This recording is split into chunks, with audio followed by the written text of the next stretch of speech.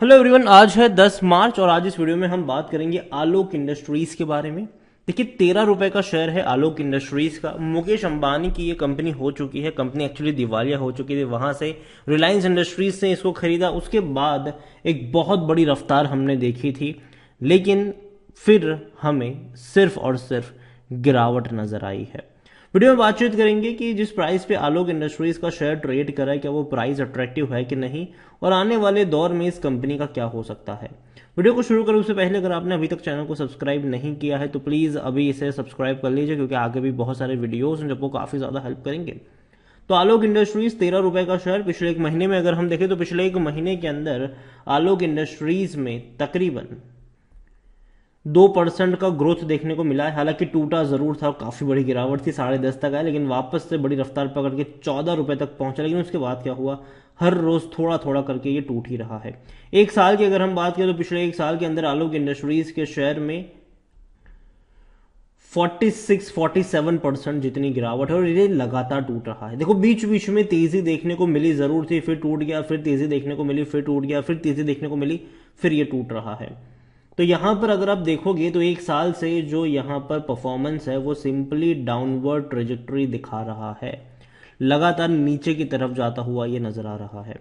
आलोक industries textile sector से जुड़ी हुई कंपनी जरूर है, कंपनी की ये वेबसाइट है, और अगेन मैं कह दूं वेबसाइट बहुत खराब है। ठीक है, यहां पर कंपनी की प्रोडक्ट की अगर हम बात करें तो कई सारी इनकी प्रोडक्ट है। एसेसरीज में अगर आप देखोगे तो शॉपिंग बैग से लेकर हैंकर चीफ यहां पर हो गया, फैब्रिक में किटन और वुवन फैब्रिक यहाँ पर हो गया, और इसके अलावा कई सारी है एम्ब्रॉयडरी से लेकर कॉटन ब्लेंडेड यैन से लेकर होम टेक्सटाइल से लेकर आपको कई सारी चीज़ें पॉलीएस्टर से और भी चीज़ें यहाँ पर देखने को मिल जाती है।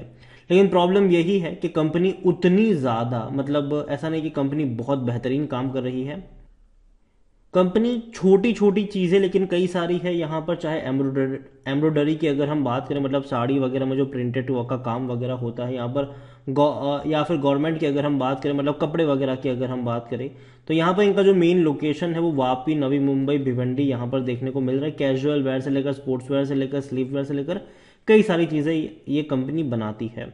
ठीक है, होम टेक्सटाइल में भी अगर आप देखोगे तो आपको देखने को मिल जाएगा, कई सारी चीज़ें हैं इनकी, और बनाती कंपनी ज़रूर है, लेकिन प्रॉब्लम वही है कि इनके रेवेन्यू कम हो रहे हैं और प्रॉफिट तो है ही नहीं, कंपनी लॉस में है, और यही वजह भी है कि शेयर दिक्कत में है। मिड कैप कंपनी है, 6,500 करोड़ के आसपास है इसका मार्केट कैप है। वॉल्यूम्स अगर हम देखेंगे तो 42 लाख के आसपास देखने को मिल रहा है। कंपनी का 250 करोड़ का प्रॉफिट रहा है दिसंबर क्वार्टर में, 250 करोड़ का प्रॉफिट, सॉरी लॉस रहा है, सॉरी 250 करोड़ का यहाँ पर कंपनी ने लॉस किया हुआ है, और इससे पहले के क्वार्टर में 190 करोड़ का लॉस था। कंपनी प्रॉफिट में नहीं है, कंपनी लॉस में है। रेवेन्यू पहले क्या था कि चलो एक चीज हम ये मान रहे थे कि चलो इनके रेवेन्यू बढ़ रहे हैं पिछले साल तक, लेकिन अभी वो कम हो रहा है। पिछले साल दिसंबर क्वार्टर में 2130 करोड़ का रेवेन्यू आज घट के 1700 पर आ चुका है। मतलब रेवेन्यू भी कम हुए हैं, और प्रॉफिट में तो कंपनी थी ही नहीं, लेकिन कंपनी के लॉस अब बढ़ना शुरू हो चुके हैं। आलोक इंडस्ट्रीज में यहाँ पर प्रमोटर रिलायंस इंडस्ट्रीज से 75% की होल्डिंग है प्रमोटर के पास। और बात करनी जाए कंपनी को लेकर तो according to Moneycontrol user 16% लोग कह रहे हैं कि बेचो और भाग जाओ, 84% लोग कह रहे हैं कि खरीदारी करो। कंपनी में अगर आप देखोगे तो यहाँ पर डिविडेंड तो भूल जाओ कि आपको पे करेगा, लेकिन कंपनी के रेवेन्यू देखो, पहले क्या था कि जब गिर रहा था ना तो 3,000 करोड़ के आसपास आके इनके रेवेन्यू अटके, लेकिन 2021 और 22 में इनके रेवेन्यू बढ़ना शुरू हुए, तो यहाँ से लोगों को भरोसा हो गया है शायद अगर अभी रेवेन्यू बढ़ना शुरू हुआ है तो हो सकता है कि आने वाले दौर में प्रॉफिट में भी शायद कंपनी लॉस से प्रॉफिट में आ जाए। तो यहाँ पर अभी क्या है कि रेवेन्यू एक्चुअली में अब घटना शुरू हो चुके हैं। अभी अगर आप इनके रेवेन्यू देखो तो 1700 करोड़ के आसपास के देखने को मिल रहे हैं, मतलब एवरेज अगर हम निकालेंगे तो 7,000 करोड़ के आसपास की ही बैठती है, मतलब 2022 के मुकाबले कम के रेवेन्यू देखने को मिलेंगे। और जो प्रॉफिट है वो प्रॉफिट है ही नहीं, लॉस ही है। 5,600 करोड़ का लॉस हुआ था, फिर 2022 में चलो लॉस थोड़ा सा कंट्रोल में आया था, 207 करोड़ का ही हुआ था, लेकिन अभी लॉस बढ़ रहा है। लास्ट क्वार्टर में ही 250 करोड़ का लॉस हो गया, इससे पहले 190 करोड़ का लॉस था। तो लॉस यहाँ पर हो रहा है, काफी बड़े लॉसेस देखने को मिल रहे हैं। तो मतलब कंपनी के रेवेन्यू धीरे धीरे कम हो, मतलब 2022 के मुकाबले रेवेन्यू कम हुए हैं और लॉस बढ़ गए हैं, और ये एक नेगेटिव पॉइंट है। और अगर हम बात करें आलोक इंडस्ट्रीज में, तो आलोक इंडस्ट्रीज में यहाँ पर कोई भी एनालिस्ट आपको खरीदारी करने की सलाह नहीं देगा। वैल्यूएशन भी थोड़ा सा ओवर वैल्यूड है। परफॉर्मेंस की भी बात करें तो कुछ खास अच्छा परफॉर्मेंस नहीं है। शेयर होल्डिंग में अगर हम बात करें जाए कंपनी में, तो शेयर होल्डिंग में प्रमोटर के पास 75% की होल्डिंग है। प्रमोटर यहाँ पर कौन है? रिलायंस इंडस्ट्रीज है। बड़े बड़े फंड हाउस यहाँ पर हाथ नहीं डाल रहे हैं। अगर आप देखो तो यहाँ पर म्यूचुअल फंड के पास 0.04% की छोटी सी होल्डिंग है, 0.39% डोमेस्टिक के पास है, 2.02% एफआईएस के पास है, रिटेल और अदर की मिलाकर 22.56% की होल्डिंग है, जिनमें से रिटेल इन्वेस्टर 16.66% की होल्डिंग लेकर बैठे हैं।